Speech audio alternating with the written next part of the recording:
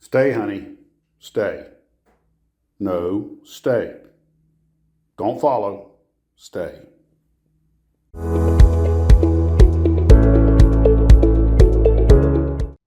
Good morning, Glue Troopers. Max and Max's Models here. I hope you're having a good morning.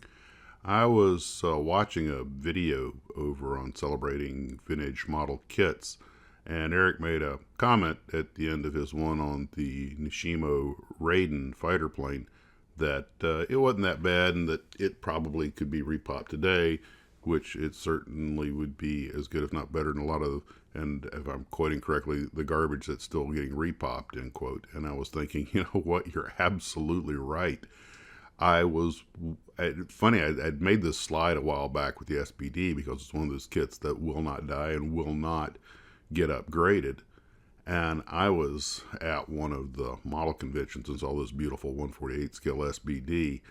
And I went, wow, the guy made a full interior for the Monogram kit. And it turned out, no, it's just one of the later kits from another company. It might have been an Accurate Miniatures.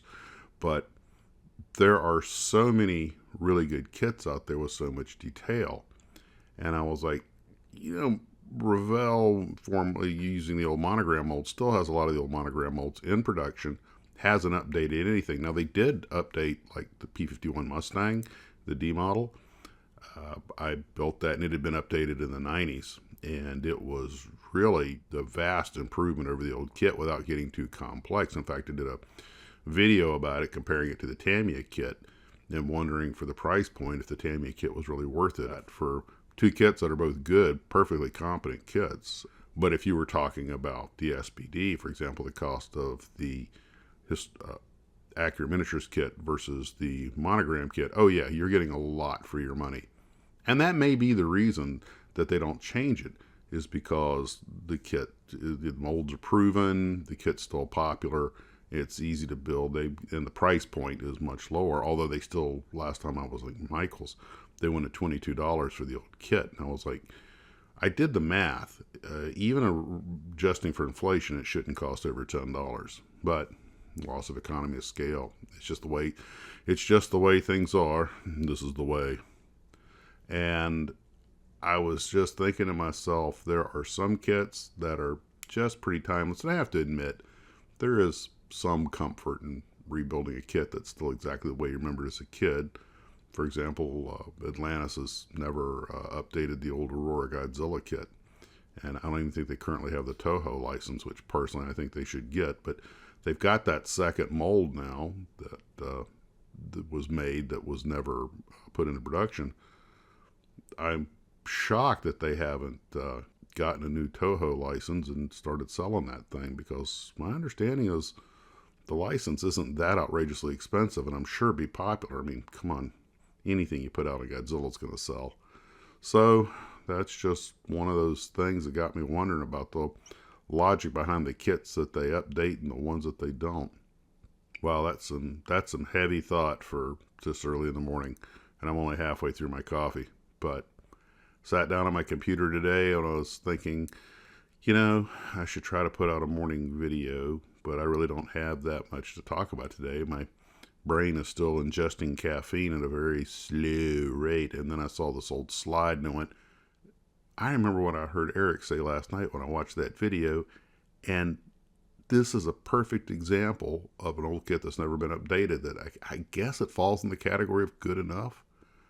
And I've probably built this kit as much, if not more, than any other. So it does have a soft spot in my heart. But even I know that it's dated. But then again, if you know, a young person wants to get into model building, there's not a bad, quasi-beginner kit. Just saying. Just saying. It's right there. All right, guys. Well, enjoy your coffee. Enjoy your breakfast. Have a wonderful day. I have some errands to run today, but I still plan to get a pretty full day in the Tarvis. At least I hope so. Guys, you take care of yourselves. And as always, model on. 50 years and counting, still the same old parts, tiny plastic pieces, breaking fragile hearts.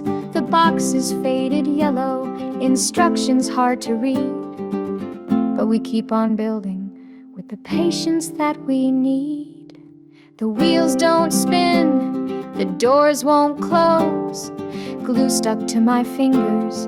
It's how it always goes. The decals peel, the paint won't dry, but we laugh and we love it. Don't ask us why.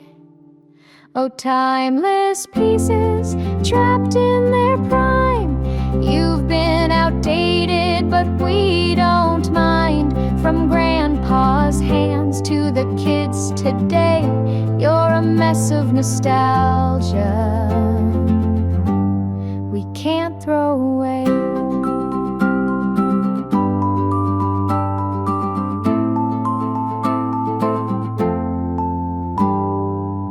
The propeller's crooked, the engine's a joke. The pilot's face looks like he's seen some smoke, but we squint and we smile, it's all part of the charm. 50 years of history in a box full of harm. Why update perfection? They must have thought a masterpiece of chaos, the joy we've sought. Generations of builders all shaking their heads. Still we sit at the table, ignoring our beds. Oh, timeless pieces trapped in their prime. You've been outdated, but we don't mind. From grandpa's hands to the kids today, you're a mess of nostalgia we can't throw away.